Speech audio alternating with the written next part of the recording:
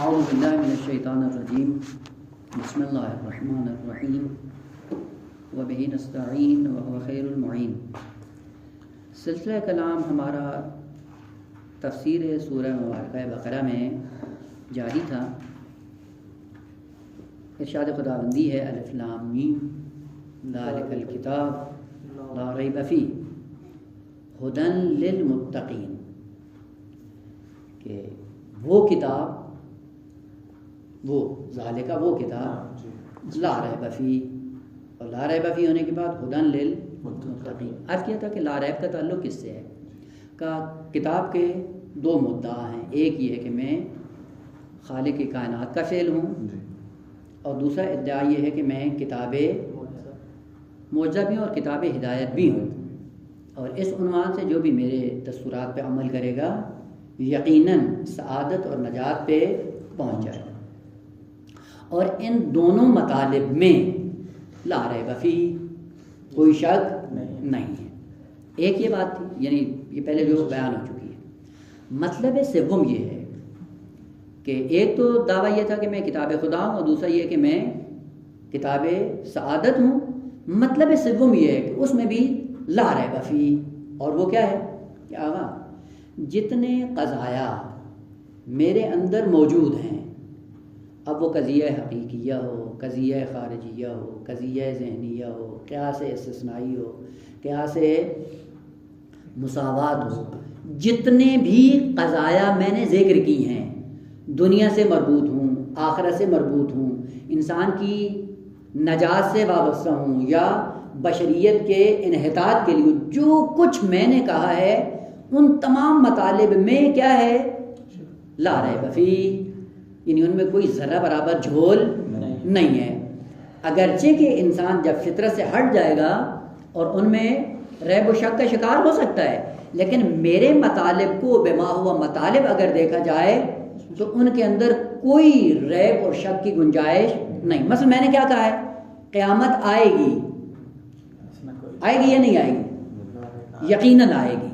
بس اس کا مطلب ہے کہ انکا جامع الناس، اے الہ العالمین، آپ جمع کرنے والا ہے ناس کو، بشریت کو، کس کے لیے؟ لیومن، ایک دن کے لیے، لا ریب فیہ، اس میں بھی کوئی شک نہیں ہے۔ بس جب میں نے یہ کہا ہے کہ قیامت ہوگی تو یقیناً ہوگی، بس مطلب کے اعتبار سے بھی لا ریب فیہ۔ دوسرا مطلب میں نے ذکر کیا کہ میں کیا ہوں؟ ھدی للمتقین کا اس مطلب میں بھی کوئی شک نہیں ہے۔ یا میں نے کیا کہا؟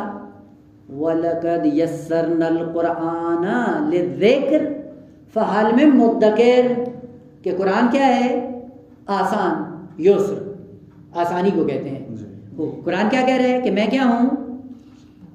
آسان ہوں۔ وہ آسان ہوں یا نہیں ہوں، اس میں بھی کوئی شک نہیں ہے۔ لیکن دو مطلب قرآن نے ذکر کی، ایک کیا کہا؟ لَقَدْ يَسَّرْنَا الْقُرْآنَ لِلذِّكْرِ فَهَلْ مِن مُدَّكِرٍ، کہ آیا ہم نے قرآن کو آسان نازل نہیں کیا ہے؟ تم میں سے کوئی ہے جو اس سے نصیحت لے، یادآوری لے، یا اس کے لیے ذکر اور تذکر کا باعث بنے؟ کتنا آسان ہے جو، اور اس آسان پیرائے میں میں نے اس کو بیان کیا ہے۔ کوئی ہے اس آسان مطلب کو سمجھنے والا؟ ہونا چاہیے۔ دعوت دے رہا ہے قرآن کہ میری ذات کو دیکھو میں بہت آسان ہوں، اور اس آسانی کو سمجھنے کے لیے کوئی تیار ہے یا نہیں ہے؟ ایک یہ مطلب ذکر کیا۔ لیکن ادھر سے سورہ مبارکہ مصفح سے ذکر کرتا ہے خالق کائنات کیا؟ کہ اے محبوب تیاری کرو، آمادگی ظاہر کرو، اور آمادگی کیا ہے؟ نماز تہجد۔ کیوں؟ انا سنلقی علیک قولا ثقیلا، کہ ہم قول ثقیل کو نازل کرنا چاہ رہے ہیں، تو قول ثقیل کو لینے کے لیے تیاری کرو۔ تو بس ایک دفعہ کہا یہ قرآن کیا ہے؟ قول ثقیل، اور دوسری طرف کیا کہا؟ لقد یسرنا القرآن، قرآن آسان ہے۔ وہ کیا ہے پھر؟ یہ ثقیل ہے یا آسان ہے؟ کیا ہے؟ دونوں میں اب کیسے جمع کریں؟ اور ادھر سے قرآن کیا کہتا ہے کہ جو مطالب میں نے ذکر کیے ہیں لا ریب فیہ ہیں، وہ بس یہ تناقض نہیں ہے۔ تو جب تناقض ہو تو ریب آ جاتا ہے یا نہیں آتا؟ وہ آ جاتا ہے۔ تو پھر کیسے حل کریں کہ اس کو کہ یہ لا ریب فیہ بھی ثابت ہو جائے، مطالب قرآن بھی اپنی جگہ پر حق بجانب ہوں، حقانیت ان کی واضح ہو رہی ہو، اور پیغام ہدایت بھی آسانی سے انسان تک پہنچ جائے. پھر کیسے کریں؟ دیکھیں آقا دو چیزیں ہیں، ہمیشہ ان کو ذہن میں رکھیں. بعض ایسے مطالب ہیں جن کا تعلق علم سے ہے، یعنی علمی محض ہیں، اور بعض مطالب قرآنی ایسے ہیں کہ جن کا تعلق فطرت سے ہے. بعض نہ کہیں بلکہ جمیع قرآن. عرض کیا تھا کہ مخاطب اس کا کون ہے؟ فطرت. اس لیے کہا کہ یہ مطالب جتنے بھی قرآن میں ذکر، ان کا مخاطب کون ہے؟ فطرت ہے انسانی. اور فطرت انسانی پوری بشریت کے اندر یکساں ہے. بس بعض مطالب جو قرآن نے ذکر کیے اگرچہ پیغام ہدایت ہیں، اگرچہ مخاطب فطرت انسانی ہے، لیکن وہ مطالب علمی صورت میں بیان ہوئے ہیں. مثلا توحید فطری ہے یا نہیں ہے؟ فطری ہے. اس لیے آپ امتحان کر لیں، تجربہ کر لیں. اور وہ کیا کہ ایک ایسا انسان دنیا میں آئے، آپ اس انسان کو ماحول، والدین، ہر فرد بشری سے دور رکھیں، اور فقط اس کو کھانا پہنچاتے رہیں، وہ بڑھتا رہے. ہر قسم کی آگہی سے اس کو آپ الگ رکھیں. ماحول اثر انداز نہ ہو، والدین اثر انداز نہ ہو، اور گھر کا ماحول بھی اس کے اوپر اثر انداز، ہر چیز سے اس کو الگ رکھیں. جب یہ پروان چڑھے اس سے پوچھو خدا ہے یا نہیں ہے. اس تجربے کے بعد اگر وہ توحید کا اقرار کرتا ہے، آپ کا یہ قضیہ برہانی ثابت ہو جائے گا کہ توحید فطری ہے، تعلیمی نہیں ہے. خود تعلیمی پھر کس لیے ہوتی ہے؟ تعلیمی یہ ہوتا ہے کہ اسی فطرت کو علم کی صورت میں بیان کر دیا جاتا ہے. جب علم کی صورت میں بیان ہوتا ہے مزید یقین کا باعث بن جاتا ہے. اگر یہ علم کی صورت میں بیان نہ بھی ہو تب بھی یہ حقیقت ثابت ہے. بس واضح ہوا کہ بعض مطالب ایسے ہیں قرآن کے جو علمی صورت میں بیان ہوتے ہیں، جبکہ وہ فطری ہی ہیں، لیکن اس فطری مطلب کو علمیت کا رنگ دے کر بیان کیا گیا ہے. آپ کو معلوم ہے کہ علمی رنگ دینے کے لیے کیا کرنا چاہیے؟ پہلے بہت سے مقدمات ہیں جن کو پڑھنا پڑتا ہے. اب وہ اگر مقدمات نہ پڑھیں تو وہ مطلب آپ کے لیے قابل حل ہوگا؟ قابل حل نہیں ہوگا. وہ مطلب علمی جو آپ کے لیے قابل حل نہیں ہوگا وہ ثقیل ہے یا ثقیل نہیں ہے؟ یقیناً ثقیل ہے. بس جب کہا کہ میں قول ثقیل نقل کر رہا ہوں تو اس سے مراد یہ ہے کہ جو مطالب علمی میرے اندر بیان ہوئے ہیں، علمیت کی صورت میں بیان ہوئے، واقعاً ثقیل ہیں. ان کے لیے مقدمات کو پڑھنے کی ضرورت ہے. جب تک وہ مقدمات آپ حاصل نہیں کریں گے اس حقیقت سے آشنا نہیں. میں چند ایک نمونے عرض کروں تاکہ یہ بات واضح ہو جائے. مثلا کیا کہا؟ لو کان فیہما آلہۃ الا اللہ لفسدتا. اگر دو خدا ہوتے تو کائنات میں نظم نہ ہوتا. والتالی باطل کہ فساد نہیں ہے بلکہ نظم ہے. اس سے نتیجہ کیا نکلا کہ خدا بھی دو نہیں ہے، دو یا تعدد نہیں ہے، ایک ہے. خوب یہ کون سا قیاس ہے؟ قیاس ہے استثنائی اتصالی منطق میں جو ذکر کیا جاتا ہے. اور قیاس استثنائی اتصالی میں کیا نتیجہ لیتے ہیں؟ دو نتیجے ہوتے ہیں. ایک قیاس استثنائی اتصالی میں یا تالی کے ابطال سے مقدم کے ابطال کا نتیجہ لیتے ہیں، یا مقدم کے اثبات سے تالی کے اثبات کا نتیجہ ہے. ایک جگہ اثبات ہے اور ایک جگہ ابطال. اسی لیے آپ کیا کہتے ہیں کہ لو کان فیہما آلہۃ الا اللہ لفسدتا. مقدم کیا ہے؟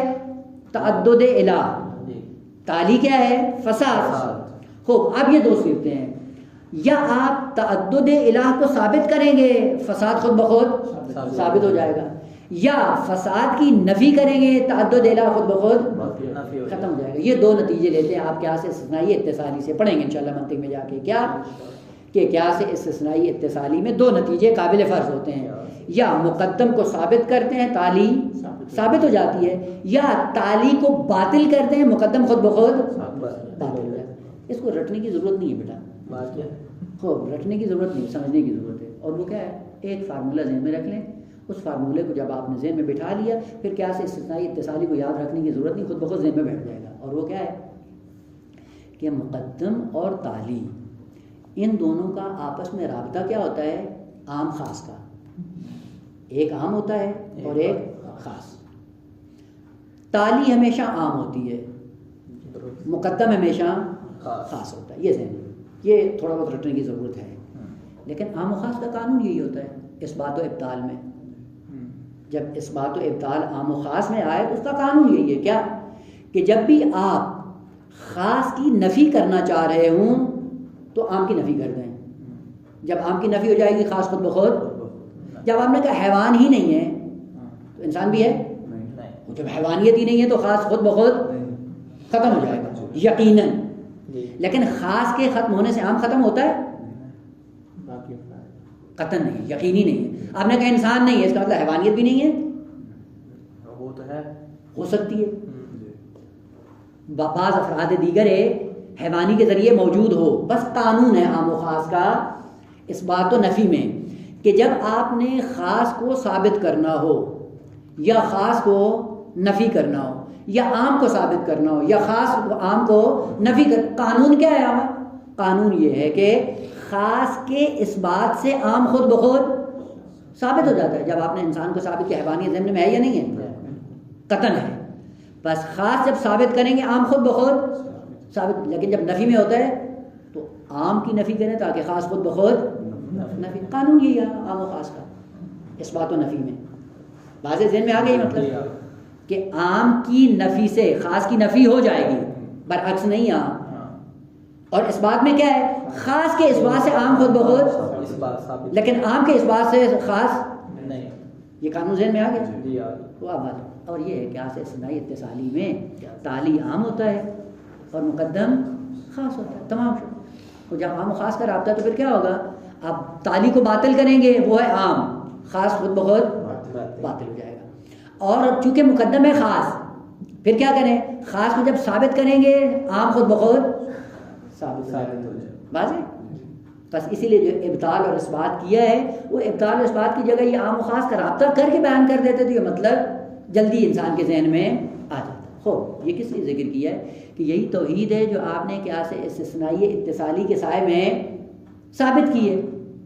ثابت ہوگی یا نہیں؟ کس کے لیے ثابت ہوئی ہے؟ ہر ایک انسان کے لیے نہ.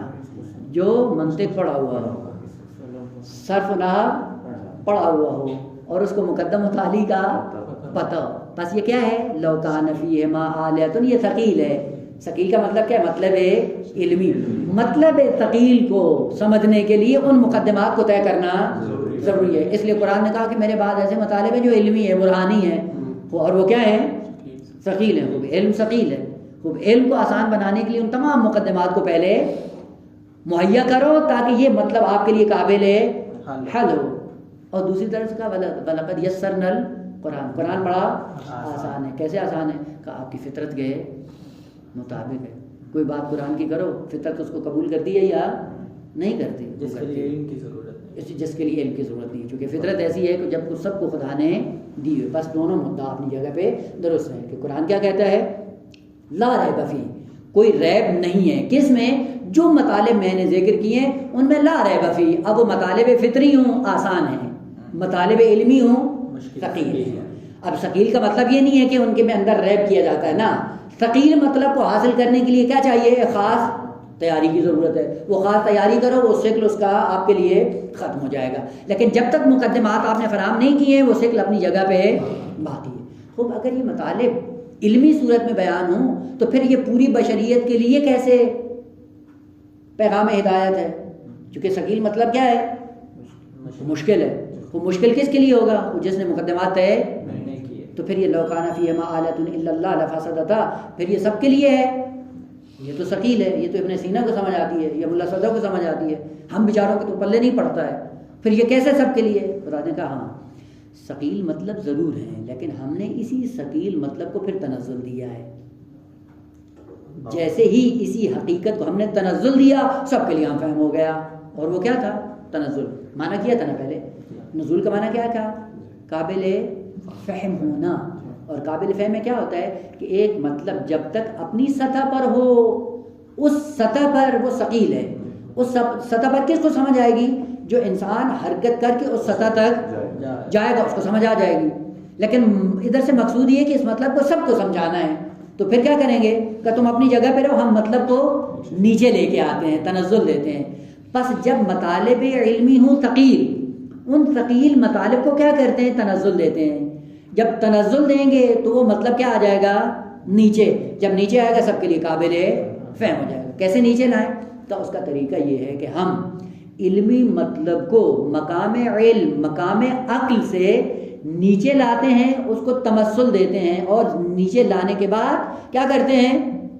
ایک لباس عطا کرتے ہیں اسی عقلی اور علمی مطلب کو، جو لباس ہوتا ہے مثال کا، اور مثال کے ذریعے وہ مطلب نیچے آ جاتا ہے. جیسے نیچے آتا ہے سب کی دسترس میں آ جاتا ہے. کیا کیا ہم نے؟ کہا اسی کیا سے استثنائی اتصالی کو کیا دیا ہے؟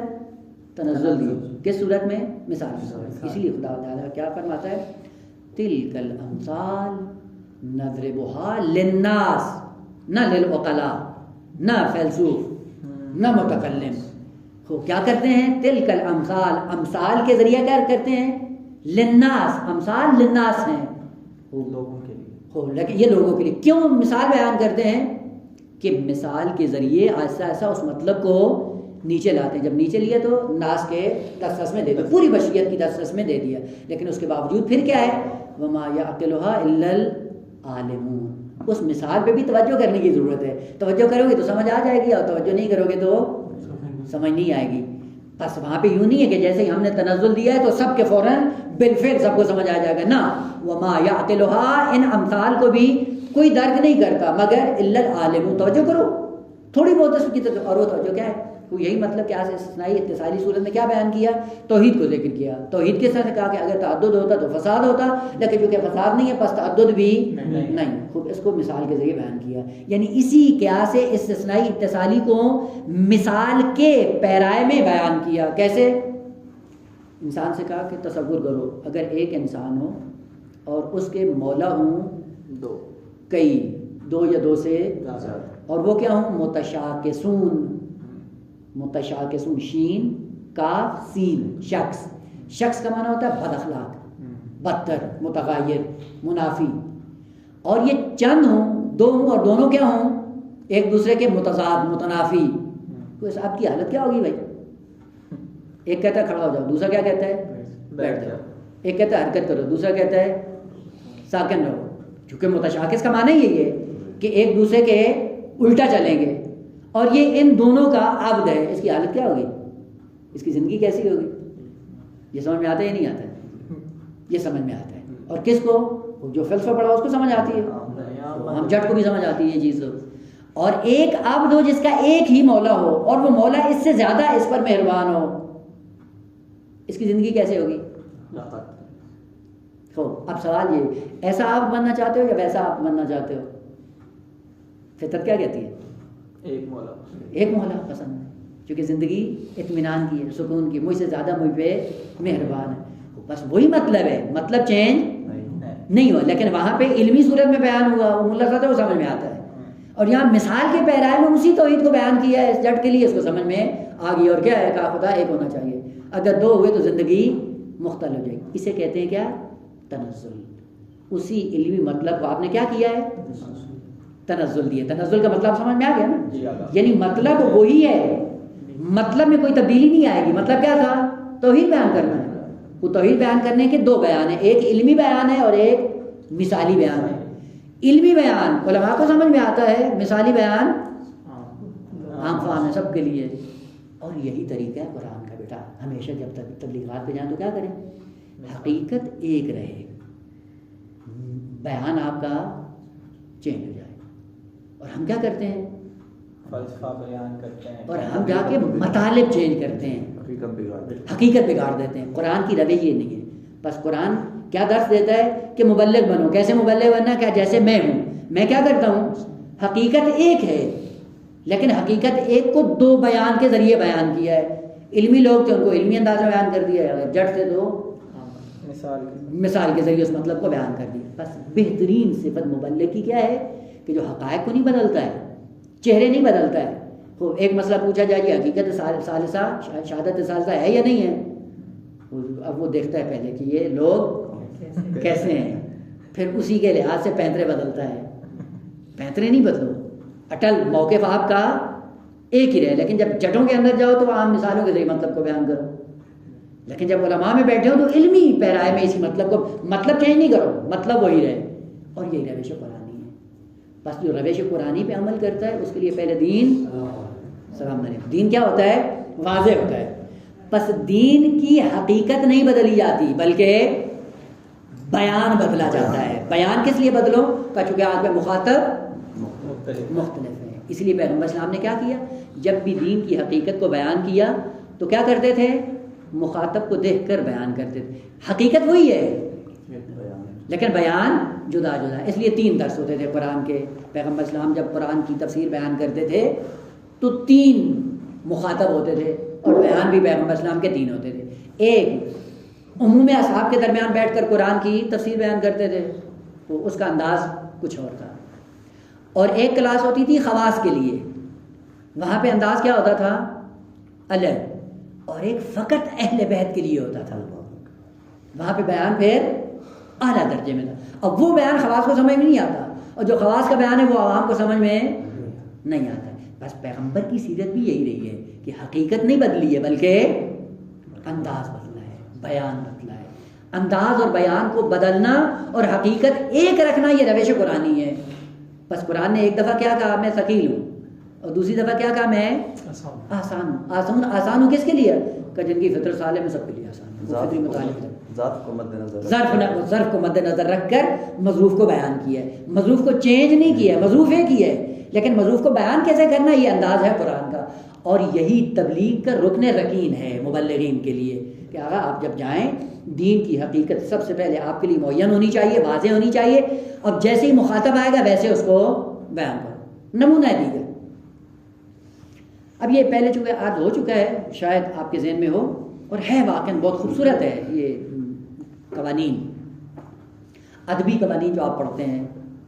یہی ادبیات کے اندر کیا ہوتا ہے, یہ قانون ہوتے ہیں, ہمیں رٹائے جاتے ہیں, لیکن رٹانے کے بعد وہ تطبیق قرآن کے اندر نہیں ہوتی ہے. وہ جب تک نہیں ہوتی ہے وہ عمیق مطلب ذہن میں نہیں آتا. لیکن جب وہ قواعد پہ انسان کی دسترس ہو جاتی ہے پھر وہ مطلب ذہن میں آ جاتا ہے. بس اس کا نمونہ کیا ہے؟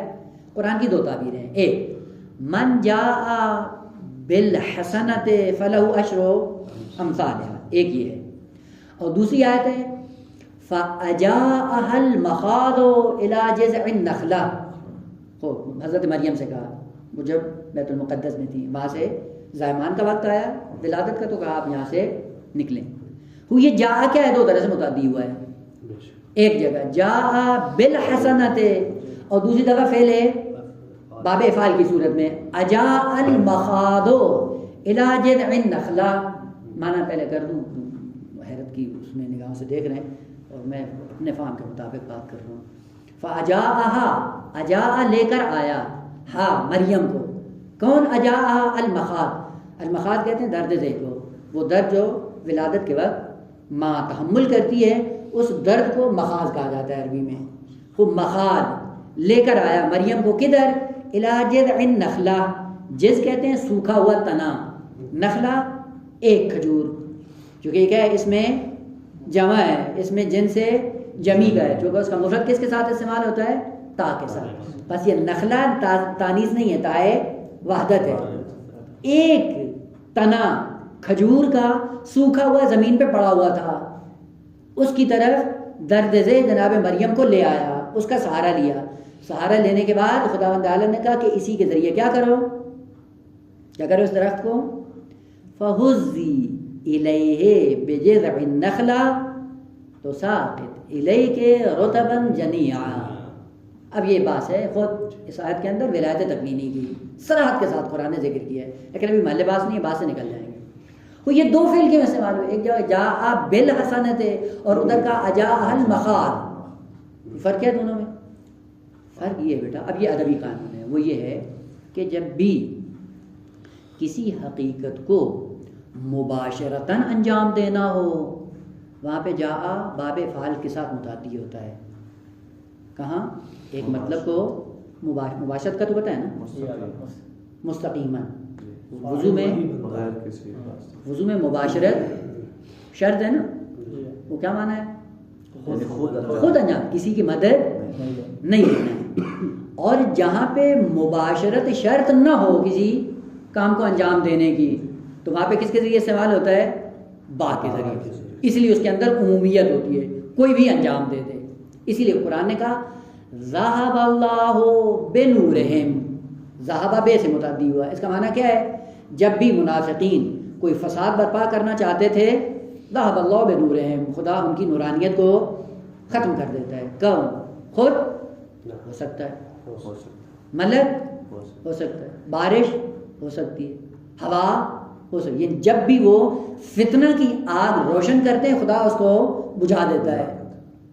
خود ممکن ہے، ملک ممکن ہے، ہوا ممکن ہے، بارش ممکن ہے، بس یہ کئی ایک اسباب کے ذریعے یہ کام ہو سکتا ہے۔ لیکن اگر یہیں پہ کہے خدا اذهب اللہ نورہم، اب معنی کیا ہوگا؟ اب خود کیا یہ کام، کسی واسطے کے ذریعے کام نہیں لیا۔ تو اسی لیے قرآن نے دو تعبیریں استعمال کی، من جاء بالحسنۃ فلہ عشر امثالھا، اگر لے کر آئے حسنہ ہماری بارگاہ میں تو کیا کریں گے؟ 10 میں تبدیل کر کے آپ کو دے دیں گے۔ کس عمل کو؟ جو لے کر آؤ گے، جو انجام دیا ہے وہ نہیں۔ اسی لیے قیامت میں 2 خطاب ہوتے ہیں، فارسی میں، اردو کا ترجمہ بھی وہی ہے۔ قیامت میں یہ نہیں پوچھا جائے گا کہ کیا کیا، یہ پوچھا جائے گا کیا لے کر آئے ہو۔ وہاں یہ نہیں، سوال و جواب یہ نہیں ہوگا نماز پڑھی تھی یا نہیں پڑھی تھی، پوچھا جائے گا نماز لائے ہو یا نہیں لائے، زکوٰۃ لائے ہو یا نہیں لائے، خمس لائے ہو یا نہیں لائے، دین لائے ہو یا نہیں۔ بس یہ نہیں پوچھا جائے گا نماز پڑھی تھی، روزہ رکھا تھا، یہ کہ وہ نہیں ہے۔ اسی لیے خدا نے کہا من جاء بالحسنۃ، حسنہ کو لے کر آنا ہے، انجام دینا نہیں ہے۔ کیا لائے ہو یہ معیار ہے، نہ یہ کہ کیا کیا ہے۔ اس لیے کرنا آسان ہے، لے جانا بہت مشکل ہے۔ واضح کو بس اسی مطلب کو بیان کرنے کے لیے بے کا سہارا لیا، اور دوسرا یہ مطلب بیان ذکر کیا کیا کہ خود لے کر آؤ تو بھی 10 کر دیں گے ہی نہیں کریں گے، اور اگر خود نہیں لے کے آؤ، کوئی تمہارے نامہ اعمال میں بھیج دے تو پھر کیا ہوگا؟ پھر بھی 10 کر دیں۔ اسی حقیقت بیان کرنے کے لیے کیا کہا؟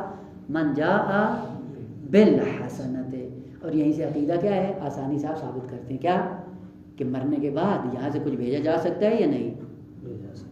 بس وہابیت سلفیت یہیں پہ ہی مردہ باد۔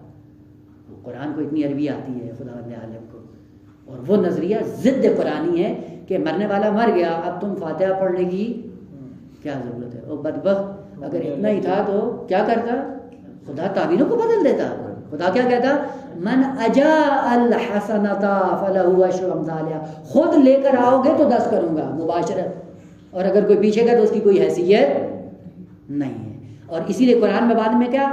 فاجاءها المخاض، درد سے خود وہ سبب بنا ہے بی بی کا بیت المقدس سے نکلنے کا، کوئی اور چیز نہیں لے کے گئی۔ کیا چیز لے کے گئی ہے؟ یہی مخاض، یہی درد۔ بس یہاں پہ مباشرت ہے۔ خوب، یہ مباشرت یا عدم مباشرت یہ بے اور باب افعال کے ذریعے آپ نے سمجھی ہے، مطلب علمی ہے یا نہیں ہے؟ ثقیل ہے یا نہیں ہے؟ پہلے پڑھنے کی ضرورت ہے۔ بس کیا کہا؟ تیاری کرو۔ بس تیاری ضروری ہے، کس کے لیے؟ مطالب علمی کو دریافت کرنے کے لیے تیاری چاہیے۔ کیوں؟ چونکہ مطالب علمی ہے ثقیل، اس ثقل کو ختم کرنے کے لیے تیاری کی ضرورت ہے۔ البتہ اس تیاری میں بھی پھر نماز شب بہترین آمادگی ہے۔ کہیں نہیں، اصطلاح کو سمجھنے کے لیے بھی نماز شب مؤثر ہے۔ فقط ادبیات کو پڑھ لینا کافی۔ کتنے ایسے لوگ تھے جنہوں نے ادبیات پڑھی، اس کے باوجود مطالب قرآنی ان کے لیے ثقیل ہی رہے۔ کیوں؟ کیونکہ وہ خاص تیاری جو چاہیے تھی ولایت عامہ کے سائے میں وہ تیاری نہیں تھی۔ اب واضح ہوا؟ بس ذالک الکتاب لا ریب فیہ، جو مطالب میں نے بیان کیے ہیں ان کی حقانیت میں لا ریب فیہ، اور وہ مطالب کس طرح سے ہیں؟ آسان بھی ہیں، ثقیل بھی ہیں۔ آسان ہے، کیوں آسان ہے؟ کہ اس لیے کہ کوئی ایسا مطلب نہیں ہے جو ہم نے فطرت بشر کے مخالف ذکر کیا ہو، بس آسان ہے قبول کرنا، چونکہ فطرت کے مطابق ہے لہذا سارے آسان ہیں۔ لیکن چونکہ بعض مطالب ایسے ہیں جو علمی پیرائی میں بیان ہوتے ہیں، کیا ہیں؟ ثقیل۔ بس اگر علمی بعض ہوں ثقیل ہیں، لیکن وہی علمی بعض جب ہم تنزل لیتے ہیں عین فطرت کے مطابق ہو کر کیا ہو جاتا ہے؟ آسان ہو جاتا ہے۔ اس لیے قرآن سہارا لیتا ہے کس کا؟ مثال. البتہ عرض کروں گا انشاءاللہ بعد میں پہنچیں اپنے مقام پہ تو وہاں پہ زیادہ خوبصورت لگے گا. ایک مطلب ہے مثال، ایک ہے تشبیہ، ایک ہے تعویل، ایک ہے تفسیر، اور ایک مطلب ہے تنزیل. ان میں پھر کیا فرق ہے انشاءاللہ آ رہی ہے بات سورہ بقرہ کے اندر چند آیات کے بعد، وہاں پہ انشاءاللہ تفصیل سے کریں گے. تنزیل کیا ہے، تفسیر کیا ہے، تعویل کیا ہے، تشبیہ کیا ہے، اور تمثیل کیا ہے، مثال کیا ہے. وہاں پہ انشاءاللہ جیسے یہ ہر ایک کی حد بندی ہو جائے گی، مرز بندی جب بیان کریں گے انشاءاللہ بہت خوبصورت ہو جائے گا. لیکن ابھی رہے مثال کیا ہے؟ مثال یہ کہ ایک حقیقت کو تنزل دینا، نیچے لے کر آنا. کس طرح نیچے لے کر آنا؟ کہ وہ فہم مخاطب کے مطابق ہو جائے، یعنی اتنا اس کو نیچے لے کے آئیں کہ فہم مخاطب اور وہ حقیقت دونوں کیا ہو جائیں؟ برابر ہو جائیں. جس کے ذریعے آپ نیچے لے کے آئیں گے اس کو کہا جاتا ہے مثال. بس مثال ہمیشہ کیا ہوتی ہے؟ مثال ہمیشہ لباس ہوتی ہے کہ وہ مثال اس مطلب کو اپنے لباس میں اپناتی ہے اور پھر جب مخاطب کو دیتی ہے تو مخاطب کا لباس اپنا لیتی ہے. بس مثال کے اندر دو لباس ہوتے ہیں، ایک کس کا؟ مطلب بالا کا، اور دوسرا مطلب ہے پائیں کا. پھر ہوتا کیا ہے کہ اسی مطلب کو پھر تبدیل کرتی ہے، یعنی لیتی اپنے مقام پہ ہے وہ، لیکن جب دینا ہوتا ہے تو اسی کا لباس پہن کر اس کو دے دیتی ہے. اسی لیے قرآن کیا ہے؟ پورے کا پورا مثال ہے. یعنی قرآن کو خدا نے جو مقام لدن میں تھا اتارا قلب پیغمبر پہ. بس قلب پیغمبر کی خصوصیت کیا تھی؟ کہ اسی طرح حقیقت کو لے لیا، لیکن جب دینا تھا اسی طرح دیا نہیں ہے. کیوں؟ چونکہ مخاطب میں صلاحیت نہیں تھی. پھر کیا کیا؟ کب مخاطب کی خصوصیت کو اپنا کر اسی قرآن کی حقیقت کو ایک مثال میں کہ پیرائے میں ڈھالا. ڈھالنے کے بعد کیا کیا؟ مخاطب کو دے دیا. اور وہ لباس کیا ہے؟ لباس الفاظ ہے. یعنی اسی حقیقت کو اتنا پیغمبر اسلام نے لباس اس کا بدلا، مثال بدلی کہ اب وہ الفاظ کی شکل اختیار کر گیا. الفاظ کی شکل اختیار کرنے کے بعد اب کیا ہوا ہے؟ اب مخاطب کی درس میں آ گیا. بس یوں نہ کہو کہ قلب پیغمبر کا کوئی رول نہیں ہے، سارا رول ہی قلب پیغمبر کا ہے. اگر بیچ میں قلب پیغمبر نہ ہو یہ مقام لدن سے قرآن کبھی بھی بشریت کے ہاتھ میں نہیں آ سکتا. لہذا بیچ میں ایک ایسا فرد جو عالم مثال کا ہو کہ اس کے اندر دونوں خصوصیات ہوں، عالم عقل کی خصوصیت بھی ہے اور عالم مادہ کی خصوصیت بھی ہو، اور یہ بھی خصوصیت ہو کہ عالم عقل کو تنزل دے سکتا ہو عالم مادہ میں مثال کے پیرائے میں. تو نتیجہ کیا ہوگا کہ وہ حقیقت آسانی سے بشر کے اختیار میں آ سکتی ہے. لہٰذا قرآن نے کیا کہا کہ میرے مطالب علمی ہیں، ان کو تمثل کی ضرورت ہے اور میں مثال کے ذریعے مثالیں بیان کرتا ہوں. لہٰذا قرآن کے اندر جا کر دیکھیں مثالیں ہی مثالیں ہیں. امیر ترین مطالب مثال کے پیرائے میں کیا ہو جاتے ہیں؟ آسان ہو جاتے ہیں. ایک دفعہ یہی جو فیلسوف ہیں، علماء ہیں، متکلم ہیں، پڑھے لکھے ہیں، ان کے لیے کیا ہے؟ کیا کہتے ہیں؟ برہان لمی. اور وہی برہان انی کی صورت میں عوام کے حوالے کر دیتا ہے. پتہ ہے نا برہان لمی کا؟ برہان لمی علت سے معلول تک آنا، اور خود علت سے علت کا سفر بھی برہان لمی ہے. خوب یہ کس کو سمجھ میں آتی ہے؟ یہ ملا صدرہ کو، ابن سینا کو. برہان صدیقین ہوتا ہے اور اس سے خدا کے وجود کو ثابت کیا جاتا ہے. اور اسی کو جب برہان انی کیا ہوتا ہے؟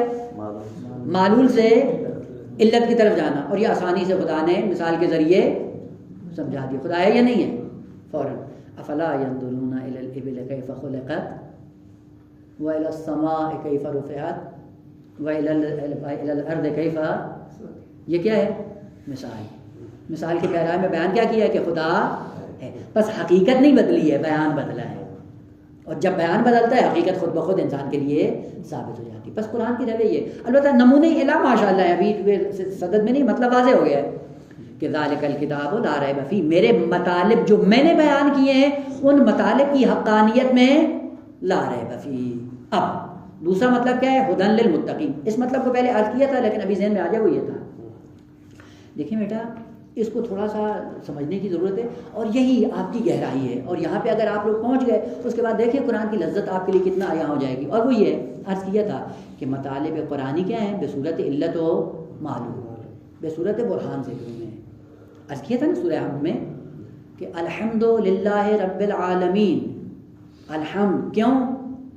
کیونکہ رب کیوں ہے؟ لأنہ رحمان. جب رحمان کیوں ہے؟ لأنہ مالک. وہ مالک ہے تو پھر کیا کرو؟ ہو جو جاؤ. بس رابطہ کیا ہے؟ علت و معلول کا ہے، برہان کا ہے. ہو الف لام میم ذالک الکتاب لا ریب فیہ. وہ پھر کیا ہے؟ ہدی للمتقین. کیوں ہدی للمتقین بھائی؟ اس لیے کہ لا ریب فیہ. جب لا ریب ہے یقیناً پیغام ہدایت ہے. یہاں سے آپ دو اور دو چار کی مطلب کو ذکر کر سکتے ہیں. وہ کیا ہے کہ جس چیز کے اندر ریب ہے وہ قابل ہدایت قطعاً قابل ہدایت نہیں ہے. اور کیا ہوتا ہے کہ جس میں ریب نہیں ہے یقیناً وہ کتاب ہدایت ہے. دیکھیں دو اور دو چار کی طرح آیات کا ارتباط ہے. مثلا دیکھیں جتنے بھی مصنفین ہیں کتابیں لکھی انہوں نے، مثلا فرض کریں علامہ زروائی نے کتاب لکھی بنام بدایہ ہو، جتنے اس کے اندر مطالب ذکر ہوئے ہیں لا ریب فیہ ہے. کوئی مطلب ہے بعد میں آپ جا کر رد کر دیتے ہیں، ہوتا ہی نہیں ہوتا. وہ جتنے بھی مصنفین جتنی بھی انہوں نے کتابیں لکھی ہیں وہ بالآخر بعض مطالب ان کے اندر ایسے ہیں کہ جو حقیقت اور واقعیت کے مطابق نہیں. بس ان کتابوں کے لیے آپ یہ نہیں کہہ سکتے کہ لا ریب فیہ. جب لا ریب فیہ تو علی الاطلاق ہدایت کا پیغام بھی علی الاطلاق نہیں. جن کے لیے ہدایت کا پیغام ہے وہ یقیناً واقعے کے مطابق ہونی چاہیے اور یقیناً وہ پیغام ہدایت بھی بنے گی. بس ایک قضیہ کلیہ، ہر وہ چیز جس کے اندر ریب نہیں ہے یقیناً وہ پیغام ہدایت دیتا ہے. واضح ہو؟ بس جتنا جتنا پیغام ہدایت ہوگا اسی سے پتہ چلے گا یہ واقعیت کے مطابق. دیکھیں خوبصورتی کے ساتھ قرآن نے کس سے بیان کیا کہ جب یہ کتاب لا ریب فیہ ہے نسبت میں بھی، مطالب میں بھی اور واقعیت کے اعتبار سے بھی، تو پھر کیا ہونا چاہیے؟ آگا حتماً اس کو پیغام ہدایت ہونا چاہیے. ہدی للمتقین. کیوں متقین کے لیے ہدایت کا؟ اس لیے کہ لا ریب فیہ. بس جس کے لیے پیغام ہدایت ہے وہ یقیناً متقی ہے. اور اگر کسی نے بعنوان پیغام ہدایت اس کو قبول نہیں کیا اس سے بھی یقینی ہے کہ وہ دائرہ تقویٰ سے خارج ہو گیا. دیکھیں بصورت علی و معلولی، بصورت برہان دلیل، تمام مطالب کو خالق کائنات اس طرح سے بیان کرتا ہے. بس ہدی للمتقین. نقطہ دیگر یہ ہے وہ قرآن کیا ہے؟ ہادی ہے. وہ کیوں کہا پھر ہدن مصدر ہے نا، وہ ہونا چاہیے تھا کہ ذالک الکتاب لا ریب فیہ. اور یہ کیا ہے؟ ہادی ہے متقین کے لیے، نہ ہدایت ہے متقین کے لیے. اس میں فاعل کا صیغہ ہونا چاہیے. وہ کیوں کہا ہدن للمتقین؟ دو جہات ہیں. ایک تو آپ کو پتہ ہے اور وہ کیا ہے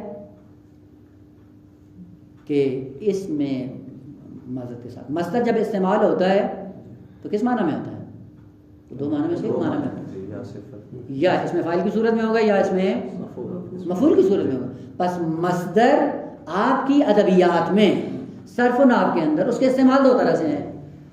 حتماً کبھی اس میں فاعل کی صورت میں ہوگا یا کبھی اس میں ہدن کا. ہدن کیوں کہا کہ یہ آپ تناسب سے اس کا آپ معنی کریں گے، مصدر کو ڈھال دیں گے کس کے لیے؟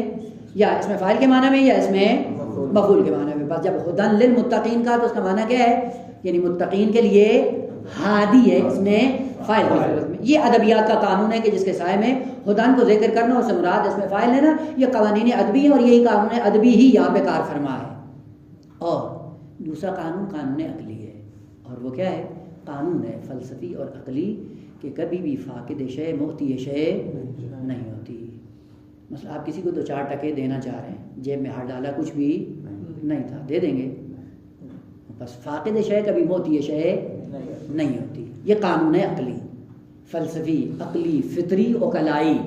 جس کے پاس کچھ بھی نہیں ہے وہ دوسروں کو کچھ نہیں دے سکتا. وہ کسی نے فلسفہ نہیں پڑھا ہے، بدایہ پڑھا رہا ہے. کیا ہے قانون؟ فاقد شے معطی شے. بعض خود حقیقت کو نہیں سمجھتے، دوسروں کو سمجھانے کے صدد میں آ جاتے ہیں. حوضے میں رہتے ہیں، کاشناسی ارشد کی اور سارا چلے گئے، دین لفظ ایک نہیں سمجھے، معاشرے کے اندر جا رہے ہیں دین سمجھانے کے لیے. تو کیا مشکلات پیش میں آتی ہیں؟ تو یہی قانون عقلی، فاقد شے معطی شے نہیں ہوتا. یہ قانون عقلی کہ فاقد شے معطی شے نہیں ہوتا، اسی کو قرآن نے ذکر کیا ہے. اور یہی خوبصورتی تھی. کیوں کہ یہ قرآن کیا ہے کہ یہ تمہیں ہدایت کرے گا، لیکن فی حد نفس سے اگر یہ خود ہدایت نہیں ہے دوسروں کو ہدایت کرے گا؟ جو نور نہیں ہوگا وہ دوسروں کو نور بھی نہیں دے سکتا ہے. بس اس لیے تعبیر استعمال کی ہدن للمتقین. یہ کیا ہے؟ اس میں مفعول بھی ہدن، یہ پہلے نور ہے، چونکہ خود نور ہے اس لیے کیا ہے؟ منور متقین ہے. اس لیے پہلی تعبیر جو استعمال کی ہدن للمتقین، اس قانون کی طرف اشارہ کرنا مقصود تھا کہ جو چیز ذات میں فاقد کمال ہوگی وہ کمال کسی دوسرے کو نہیں دے سکتی ہے. تو یہ ہدایت کب بنے گی؟ جب خود پیغام ہدایت ہو، خود نور ہو. یہ نور ہے یا نہیں ہے؟ انشاءاللہ دیکھیں گے کہ یہ پورا قرآن جتنی بھی ہے پہلی ذات میں اپنے لیے کیا ہے؟ نور. اپنے لیے چراغ ہیں. اپنے لیے چراغ ہونے کے بعد کیا ہے؟ دوسروں کو بھی راستہ دکھاتی ہیں. بس اس لیے قرآن نے تعبیر استعمال کی. یہ کتاب کیا ہے؟ ہدن، نہ ہادی. ہادی سے پہلے اس کو خدا نہ ہونا چاہیے تاکہ بعد میں ہدایت کرے. پہلے کمال کی واجد ہو تاکہ پھر کمال کو دوسروں تک منتقل کر سکے. واضح بیٹا؟ بس الف لام میم ذالک الکتاب لا ریب فیہ. کیوں لا ریب فیہ؟ کیونکہ ابھی ذکر کیا 3 مواقع. جب لا ریب فیہ ہے تو پھر کیا ہے؟ جب لا ریب فیہ ہے تو یہ ہدن ہے، یہ نور ہے. جب نور ہے تو پھر کیا ہے؟ متقین کے لیے منور ہے. اس میں فائل کی صورت میں راستہ دکھاتی ہے. البتہ راستہ دکھانا انشاءاللہ جیسے آپ نے وہاں پہ دیکھا ہے کہ ایصال المطلوب اور اراد الطریق ہر دو کو شامل ہے. البتہ وہ تھوڑا سا رک کر انشاءاللہ عرض کریں گے کہ یہ کس حد تک گہرائی ہے کہ کلمہ ہدیہ ایک جہت اس کی ذکر کی تھی وہاں پہ. انشاءاللہ اگر فرصت ہوئی تو دوسری جہت یہاں پہ عرض کریں گے کہ کبھی کبھی ہدن ایک مفعولی ہوتا ہے، کبھی 2 مفعولی ہوتا ہے. ایک مفعولی ہو تو معنی کیا ہوگا، 2 مفعولی ہو تو معنی کیا ہوگا، اور پھر 2 مفعولی میں بھی کس طرح 2 مفعولی ہو.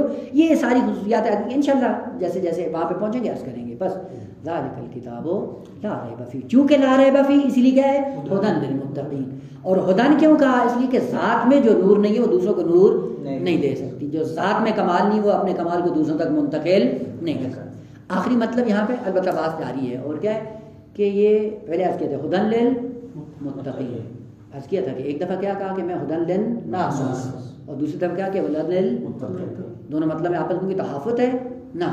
جب ہم نے نازل کیا تھا، جب مثال کی صورت میں بیان کیا تھا، جب بشریت کی دسترس میں دیا تھا، تو ہدف اور مقصد کیا تھا کہ تمام اس سے استفادہ کرتے ہوئے اپنے مقام کمال کو جا پہنچے ہیں.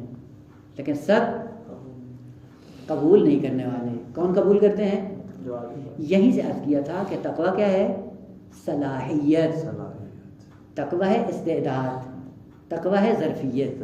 یعنی جس نے یہ ظرفیت پیدا کر لی قرآن اس کے لیے مظروف بن جائے گا. بس قرآن چاہیے. قرآن مظروف ہے نا. کس ظرف میں آئے گا؟ جس ظرف کے اندر صلاحیت ہوگی. اور متقین کون ہے؟ جو اپنی ظرفیت پیدا کر لیتے ہیں. قرآن ان کے ظرف میں آ جاتا ہے، مظروف میں آ جاتا ہے. اور عرض کیا تھا وہ قلب انسانی ہے جو ظرف بنتا ہے قرآن کا. وہ قرآن اس کے اندر کب آئے گا؟ کہ جب اس کے اندر تقویٰ ہوگا. بس قلوب کے اندر تقوی کو ایجاد کریں تاکہ قرآن آپ کا ظرف بن جائے اور قلب انسانی مظروف بن جائے. اس لیے کیا ہے؟ وَمَن يُعَظِّمْ شَعَائِرَ اللَّهِ فَإِنَّهَا تَقْوَى الْقُلُوبِ. قلوب کی صلاحیت پیدا کرو. اور وہ کہاں سے پیدا ہوتی ہے؟ تعظیم شاعر سے. شاعر اللہ کی تعظیم سے کیا پیدا ہوتی ہے؟ ظرفیت، استعداد. قلب کے اندر صلاحیت پیدا ہوتی ہے. جب صلاحیت پیدا ہوتی ہے قرآن بعنوان مظروف بن کر قلب انسانی میں بیٹھ جاتا ہے. البتہ یہاں پہ رک کر میں اب اس کو یہاں پہ بیان نہیں کروں گا، وہ پہلے جو بیان کر دیا ہے. اگر آپ وہ بعض مباحث ہیں جو بیان کی تھی میں نے قرآن فہمی کے عنوان سے، وہاں پہ ایک بات تھی طہارت، کہ طہارت شرط ہے قرآن کو لینے کی. تو وہاں پہ وہ جا کے دیکھ سکتے ہیں کہ طہارت کی پھر اقسام بیان کی اور پھر ہر ایک کے موارد ذکر کی ہے.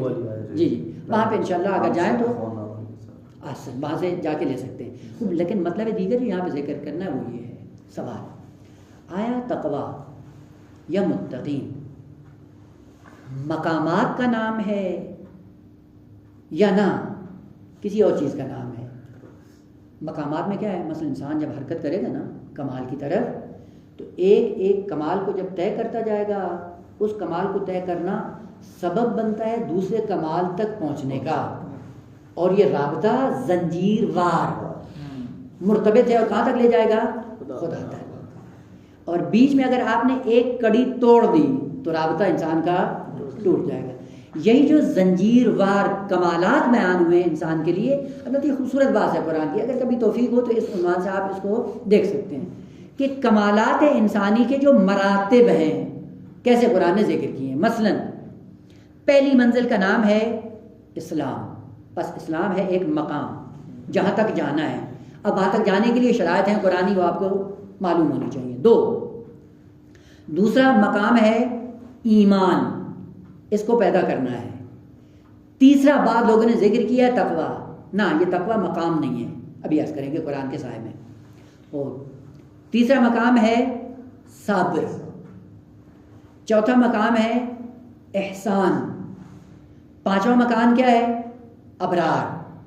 چھٹا کیا ہے؟ ایسا اسی طرح پڑھتے پڑھتے ابرار کے بعد صالحین. صالحین کے بعد کیا ہے؟ مقربین. مقربین کے بعد کیا ہے؟ رضا. رضا کے بعد کیا ہے؟ تسلیم. تسلیم کے بعد کیا ہے؟ قرب الہی. یہ مقامات ہیں جو قرآن نے ذکر کیے ہیں. خوب، ہر مقام تک جانے کے لیے صلاحیت کی ضرورت ہے. اگر صلاحیت نہیں ہوگی آپ کہیں بھی نہیں پہنچ. ان تمام کمالات تک پہنچنے کے لیے خالق کائنات نے ایک استعداد اور صلاحیت کو بیان کیا ہے. اس صلاحیت کے ضمن میں آپ ان مقامات کو طے کر سکتے ہیں. اس صلاحیت کا نام ہے تقوی. بس یہ تقوی کیا ہے؟ ہر مقام تک جانے کے لیے ایک خاص تقوی کی ضرورت ہے. بس تقوی کیا ہے؟ کلیہ متواتی نہیں ہے. پھر کیا ہے؟ کلیہ مشکک. کلیہ مشکک کیا ہوتی ہے؟ جس میں شدت اور ضعف پایا جاتا ہے. بس وہ تقوی جو اسلام تک پہنچنے کے لیے چاہیے وہ اور ہے، اور وہ تقوی جو ایمان تک جانے کے لیے چاہیے وہ اور ہے، اور وہ جو مرتبہ بالاتر کے لیے چاہیے وہ اور ہے. پس متقین کون ہوتے ہیں؟ جن کے اندر بھرپور صلاحیت ہوتی ہے. پس متقین کون ہیں؟ جو کمالات کا سفر طے کرنے کے لیے دنیا میں آتے ہیں اور ہر کمال تک جانے کے لیے اس کمال کی مناسبت سے صلاحیت اپنے اندر ایجاد کرتے ہیں. اس صلاحیت کے سائے میں پھر اس کمال پہ فائز ہو جاتے ہیں. اسی لیے کہا جاتا ہے کہ آپ روایات میں جا کر دیکھیں تقوی کی کئی ایک تعبیریں ہیں. کبھی تقوی کیا کہا صرف محرمات سے بچنے کا نام ہے. کبھی کہا واجبات کو انجام دینے کا نام ہے. کبھی کہا مصابات کو انجام دینے کا نام ہے. کبھی کہا مکروہات سے بچنے کا نام ہے. کبھی کہا اصل تقوی ورع ہے، اور ورع کیا ہے؟ کہا ذہن میں بھی گناہ کا تصور نہیں ہے. یہ سارا کیا ہے؟ مراتب تقوی ہے. کیوں مراتب تقوی ہے؟ کہا اس لیے کہ کمال انسانی متعدد اور مختلف ہیں. بس ہر کمال انسانی تک پہنچنے کے لیے ایک شرط اور صلاحیت اور استعداد کی ضرورت ہے. اس استعداد اور صلاحیت کا نام کیا ہے؟ بس تقوی خود مقام نہیں ہے کہ جہاں پہ جا کر انسان پھر رک جائے کہ میں نے اس مقام کو حاصل کر لیا، اس کے بعد مقام دیگر تک جانا ہے. نہ، کمالات انسانی الگ ہیں. ان کمالات انسانی پہ فائز ہونے کے لیے ایک شرط اساسی ہے، اور شرط اساسی کیا ہے؟ اس شرط اساسی کو کیا کہتے ہیں؟ تقوی کہتے ہیں. بس تقوی استعداد ہے، ظرفیت ہے. انشاءاللہ بعد میں عرض کروں گا کہ یہی تقوی ہے. اس کے لیے 3 کلمے ہیں عربی کے اندر. کمالات انسانی تک جانے کے لیے 3 چیزوں کا انسان کے پاس ہونا ضروری ہے. 3 صلاحیتوں کا ہونا ضروری ہے. 1 تقوی ہو، 2 ترس ہو. یہ املا میں جو لکھتے ہیں نا وہ توجہ رہے کر حروف تے 2 نقطے والی رے اور سین، ترس، یہ بھی ضروری ہے. اور جنہ الصوم جنۃ من النار، اور معنی سب کا کیا کرتے ہیں؟ صفر. ترس صفر، جنہ صفر، تقوی صفر. اب انشاءاللہ اگلی بات میں بیان کریں گے کہ یہ ڈھال کیسی صلاحیت پیدا کرنی ہے. بس یہاں سے یہ پتہ چلا کہ تقوی کیا ہے؟ اس صلاحیت کا نام ہے جو آپ نے اپنے اندر ایجاد کرنی ہے. جتنی آپ صلاحیت پیدا کرتے چلے جائیں گے ویسے ویسے آپ کے ظرف کی وسعت بڑھتی چلی جائے گی، اور یہ وسعت اتنی بڑھتی چلی جائے گی کہ آپ قدم بڑھاتے چلے جاؤ کمال کی طرف، اور وسعتیں بڑھتی چلے جائیں گی، اور کمالات آپ کے لیے بڑھتے چلے جائیں گے. اب قرآن نے ذکر کیا اسی مطلب کو، وَأَنزَلْنَا مِنَ السَّمَاءِ مَاءً، ہم نے آسمان سے پانی برسایا. فَسَالَتْ أَوْدِيَةٌ بِقَدَرِهَا، کیا کیا؟ سالت، بہنے لگی. اودیتن، وادیاں. وادی کس کو کہتے ہیں عربی میں؟ یہ نالے، نہریں، دریا، اس کو عربی میں کیا کہا جاتا ہے؟ وادی. وادی کیا ہوتی ہے؟ چونکہ پانی کا اس کے اندر جریان ہوتا ہے، اور اس جریان کی وجہ سے اس کو وادی کہا جاتا ہے. ہو فصالت اودیت، نہریں، نالے، دریا چل نکلے، بہنے لگے، لیکن کیا؟ بے قدر، اپنی ظرفیت کے مطابق. خوب سوال، جب آسمان سے پانی آ رہا تھا محدودیت تھی؟ یہ کوئی محدودیت نہیں تھی، کوئی محدودیت نہیں تھی. ہو نالے کے اندر پانی کم ہے، کیوں؟ ظرفیت کم ہے. نہر کے اندر زیادہ ہے، کیوں؟ ظرفیت. دریا کے اندر اس سے بھی، کیوں؟ چونکہ ظرفیت. سمندر کیا؟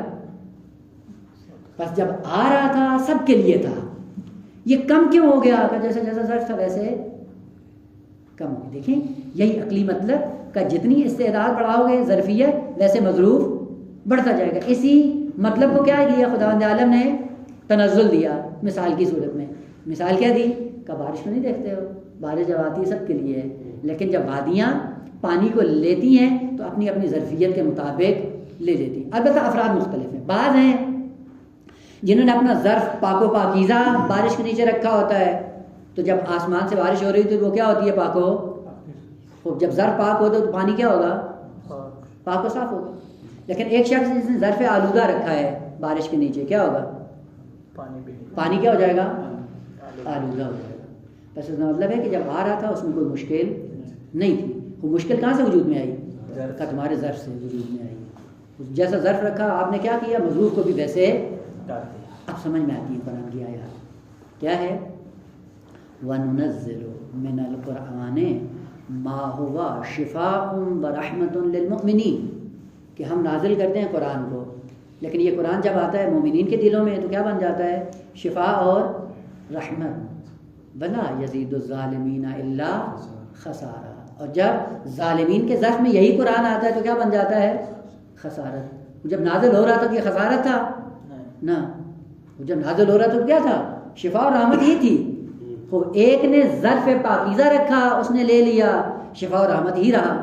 اور ایک نے ظرف کو آلودہ کیا تو یہی کیا تھا؟ جو شفا اور رحمت اب کیا بن گیا ہے؟ خسارہ. بارش اوپر سے آ رہی تھی پاک و پاکیزہ، لیکن ظرف کیا تھا؟ آلودہ. جب آلودہ ظرف کے اندر آیا تو کیا بن گیا؟ بدبو بن گیا. یہ بدبو کس کی وجہ سے بنا ہے؟ ظرف کی وجہ سے.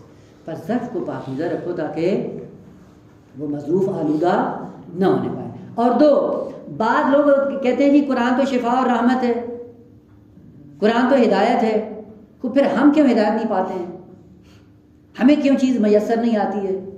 قرآن کہتا ہے مجھ پہ عمل کرو، رزق دیتا ہوں، عزت دیتا ہوں، سارا کچھ. ہم پڑھتے بھی ہیں پھر بھی یہ آثار مترتب نہیں ہوتے. وجہ کیا ہے؟ عزیز من، آپ نے ظرف کو الٹا رکھا ہوا ہے. بارش ہو رہی تھی، ایک نے سیدھا ظرف رکھا اور ایک نے الٹا ہی رکھ دیا، اور دعائیں مانگ رہا ہے. دعائیں مانگتے مانگتے دانت گر گئے، لیکن ظرف کے اندر ایک قطرہ بھی نہیں آیا. کیوں؟ کہ اس لیے کہ ظرف سیدھا کیا ہی. پہلے ظرف سیدھا کرو پھر دعا کرو. الٹے ظرف رکھ کے دعا کرنے سے نتیجہ انسان کو. اسی لیے دیکھیں دعائیں کرتے کرتے مذہب تشیع کے افراد، علماء، قوم ساری تھک کے مر گئی، امام نہیں آیا ہے. کیوں؟ کیونکہ پہلے اس ظرف کو سیدھا کرنا تھا جس کو کیا نہیں ہے. اور وہ کیا ہے کہ اگر کسی چیز کے اوپر حقیقت پہ پردہ پڑ گیا تو پہلے کام کیا ہے؟ پردے کو ہٹاؤ پھر دعا کرو. پردہ وہیں پہ ہے، دعائیں جاری ہیں، پردہ نہیں ہٹے گا. اسی لیے ظہور کے لیے تیاری کی ضرورت ہے. یہ پردہ ہٹانے کی ضرورت ہے. خوب نتیجہ کیا نکلا؟ کہا کہ یہ قرآن ہدایت ہے. کس کے لیے؟ کہ جو صلاحیت پیدا کر لے گا. جس کی جتنی صلاحیت بڑھتی چلی جائے گی اس کے لیے قرآن اتنا ہی بڑھتا چلا جائے گا. اب سمجھ میں آتا ہے کہ قرآن کا ایک ہے ظاہر، ایک ہے باطن. اور باطن کا باطن، اور یہ باطن اتنا ہے کہ الا 70 باطنن، 70 بطون ہے. خوب 70 بطون کے لیے کیا چاہیے؟ 70 مقامات پہ صلاحیت چاہیے، اور ہر صلاحیت دوسرے سے بالاتر ہو، مختلف ہو، تب جا کر ان سے انسان آشنا ہو سکتا ہے. مثال، بچہ جب پہلے دن جاتا ہے کلاس میں پڑھنے کے لیے تو کیا چاہیے؟ اس پہلی کتاب کی کتابوں کو پڑھنے کے لیے کیا چاہیے؟ صلاحیت. اس صلاحیت کا نام کیا ہے؟ تقویٰ. کس حد تک کہ یہی بے بکری الف انار اور یہ سمجھ آ جائے. پھر جب دوسری کلاس میں گئے تو پھر کیا چاہیے؟ پھر بھی صلاحیت تقویٰ چاہیے. اب کیا ہو یہ بالتر ہو میٹرک میں، بس یہ صلاحیت بڑھتی جا رہی. کیوں؟ چونکہ مضمون بڑھتا جا رہا ہے، علم کا مرتبہ بڑھتا جا رہا ہے. عزیز من تقویٰ بھی ایسی ہے، کیونکہ کمالات انسانی ابتدا سے انتہا تک بڑھتے چلے جا رہے ہیں.